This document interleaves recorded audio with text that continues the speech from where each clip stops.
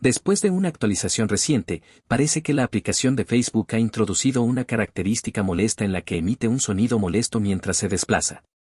Afortunadamente, ha aparecido una solución en Reddit que podría evitar que pierdas un tiempo precioso lidiando con esta molestia. Básicamente, todo lo que necesitas hacer es desactivar los sonidos de la aplicación dentro de la propia aplicación de Facebook. Para lograr esto, simplemente navegue hasta la esquina inferior derecha de la aplicación de Facebook, toque allí y luego desplácese hacia abajo hasta llegar a la sección Privacidad de la aplicación Configuración. Desde allí, seleccione Configuración y continúe desplazándose hacia abajo hasta encontrar Preferencias.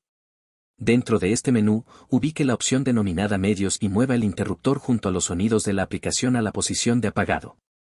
Al hacerlo, silencias efectivamente los sonidos intrusivos. Alternativamente, si prefieres una medida más drástica, podrías recurrir a poner tu teléfono en modo suspensión, aunque esto silenciaría todas las notificaciones y sonidos.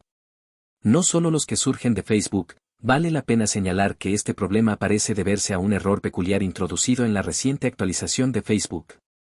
En esencia, esta solución ofrece una solución temporal hasta que se implemente una solución más permanente. Así que siéntete libre de probar esta función y despedirte de los molestos sonidos que acompañan tus sesiones de desplazamiento en Facebook.